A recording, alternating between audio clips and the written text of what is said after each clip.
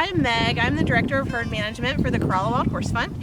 And today I am here with Buttercup and Junior, and June is back there. And we are going to answer some questions that one of our members, Nathan, sent in, emailed to us a couple weeks ago, and we thought they were wonderful questions and that other people might like the answers to them too. So we figured we would film this for everybody. Maybe. We're going to see how this goes. Nathan's first question is, have lots of horses been removed from the wild? Yes, there has. So every horse that you see out here at the farm was once a wild horse and removed for one reason or another. We try to only remove horses from the wild who have been critically injured or are so sick that they're not going to survive in the wild. So it really needs to be a matter of life and death. So Junior here, who's trying to get Merle to scratch his neck, Junior had to come out of the wild because he choked on an apple. So, you know, he's a good example of when we ask people to not feed the horses, that's why. Junior had an apple lodged in his throat and he had to come here. Our vet had to get it to pass so that he did not suffocate. And as you can see, he is doing fine now. But then we also have horses here that have to be relocated for their own safety. So they might not necessarily be sick, but they could be living in an area or doing a behavior that can be very dangerous for them and dangerous for other people. And that's actually what happened to Buttercup here. Buttercup lived with a group of horses on an island called Dews Island, and they started to get very aggressive towards the people that use the island to duck hunt and do things like that. And so we had to bring them here so that they were safe and that the people that were around them were safe too. And then June here was removed because she had a fungal infection called pitheosis, which is deadly if not treated very, very aggressively. So June actually went to NC State. She was hospitalized at NC State for a little bit over a month, and she was very, very lucky to survive. We've had 4 horses in the wild get this infection, and we've only been able to save 2 of them. So it can be pretty bad if you don't treat it really aggressively. So yes, we have taken quite a few horses out of the wild, but only in life or death situations. And again, it is a last resort. We hate having to do it. Even when you know you're saving a horse's life by taking it out of the wild to get it the vet care that it needs, it's heartbreaking. But the good news is they have a wonderful place here at the farm that they can live the rest of their lives and be safe and cared for and very happy here too. What do the wild horses do when they are happy? I think that might be my favorite question out of all of these. So things that make horses happy are food and water and the company of other horses. So you can tell when a wild horse is happy because they're relaxed like this. Well, the wild horses shouldn't be doing this to you. But when a wild horse is happy, they're relaxed. A lot of times if a horse is really happy and comfortable, they lay down and they sleep. They graze quietly. They mutually groom each other. So a lot of times you'll see them chewing on each other a little bit where they're kind of giving each other affection. They form close bonds with each other. So the wild horses and the horses here at the farm have friends. They're friends with each other. So they like to spend time with each other. So, but generally if a horse has food and water and it's safe and doesn't feel like it's being threatened by any kind of predators or anything like that, that's a happy horse. Next question, do the horses ever approach people? Unfortunately, yes, they do. The wild horses are around lots and lots of people all year long, but especially in the summertime. So there's a lot of people that go up to the beach where the wild horses live. And so they get very used to seeing people and kind of get desensitized to it, and they're not really scared of people. And so that's why it's really, really important if people are going to go to the beach to see the wild horses, that they're the responsible ones. So like if a horse like Junior walked up to you on the beach, the best thing you can do is move away from it. You know, get back in your vehicle. Don't encourage that kind of behavior, because if you encourage that kind of behavior, we might get into a situation where we have to remove that horse because it's gotten too friendly with people and can be dangerous and bite and things like that. Do you sell horse statues in the gift shop? We sell all kinds of cool things in the gift shop, and we're going to have even more new cool things in the next year or so. But yeah, we have horse statues and sweatshirts and hats and books and all kinds of neat things. So if anybody is interested in shopping in our store and can't make it here to the beach, you can go on our website and shop on our website. And everything that you buy out of our store, all of that comes back to the horses. So that's a big part of our fundraising. So you're helping support the horses when you shop in our store. Is there weather the horses can't handle? The easy answer to that is no. They are very, very, very good at handling all kinds of weather. They're very used to it. So we had some really, really cold temperatures last week and the horses did just fine. They have, this time of year, you can see they've got these thick winter coats. And so he's actually starting to shed. But they grow coats in the wintertime and they shed them out in the summertime. But these winter coats keep them warm and they keep them insulated.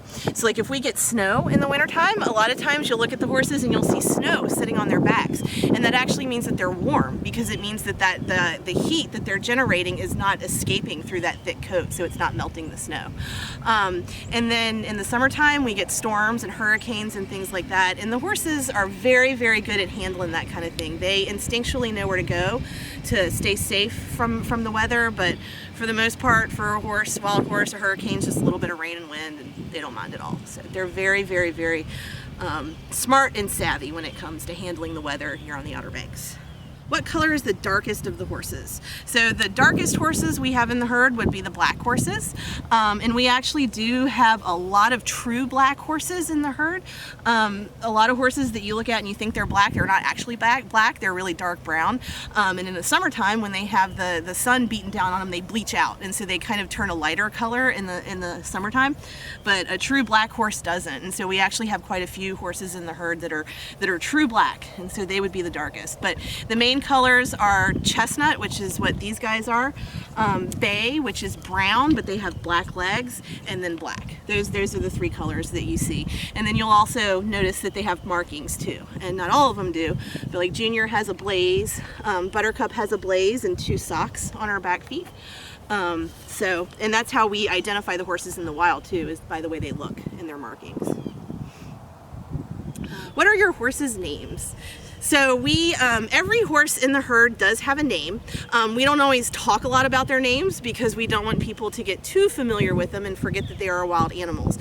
But it's a little bit easier for us to manage them and talk about them with each other and maintain our records with a name. But they also have registration numbers too. So I could not tell you off the top of my head what their registrations numbers are, and that's why they have names too, because it's a lot easier to remember a name than like a long number. But every single horse has a file on record, and in that file is their name, their DNA, their registration number, photos of them, any medical records that we might have, and any other information that we have on each particular horse. Do the horses behave well? Yes. So especially the wild horses, you know, the wild horse is just going to do what a wild horse does, and it's not really up to us to decide whether or not that's good behavior or bad behavior. They're just being a wild horse and they're acting on instinct and they're behaving the way that they need to behave. And that's true for here at the farm too. You know, there's really no such thing as a bad horse. Any animal is just behaving based on stimuli in their environment, right? So if a horse bites you, it's probably because you didn't pick up on the cues that it was telling you to, you know, get away from me or whatever. That's how they communicate. So there's really no such thing as a badly behaved horse. You just have to figure out why they're behaving the way they are. How old are the horses? So they vary in ages from newborn all the way up to 30, 35 years old. So Junior here is in his 20s, probably early 20s. Buttercup is in her late teens. Jude is 13. So a lot of the horses we have exact birth dates on. We know when they were born, so we can tell you their exact birthday. Some of the older ones, like Junior, you know, we don't know exactly when he was born, but we can make a pretty good guess based on a couple different things. Based on DNA, so that tells us who his parents are, and if we kind of have an idea of how old his parents are, that can help us age him. You can also look at a horse's teeth and tell how old they are. So horses' teeth age you know, just like the rest of their body. And so you can look at their teeth, and that can give you a really good idea of their age too. So, but yes, we do have at least approximate ages for all of the horses. Do the horses ever get cold? They probably do. I mean, they get cold just like people do, but they are very, very well equipped to handle the cold. A lot different than we are, because, you know, we already talked a little bit about their hair. So they grow this nice thick winter coat in the wintertime that keeps them insulated from the cold weather, and it keeps them dry. And they also eat. So horses graze, they eat like 20 hours a day. That's pretty much the main point of a horse's life, is to eat and make babies. And so when horses eat, all of that stuff that they're eating, all the grass and everything, goes down into their intestines, and it ferments. And when it ferments, it creates heat. And so horses can actually heat themselves from the inside out. So that's why it's important when it is cold here at the farm, especially, we make sure that all the horses have extra hay, because we want them to be eating enough to keep themselves warm, get those extra calories they need to stay warm. And then here at the farm too, we also make sure that they have plenty of salt in the wintertime, because we want them to stay hydrated and drink plenty of water. But these horses are pretty good about taking care of themselves. Like if they're getting dehydrated, they will drink. So they're pretty good about that. So how many horses are there? There are 110 horses in the wild herd right now. We have no fighting.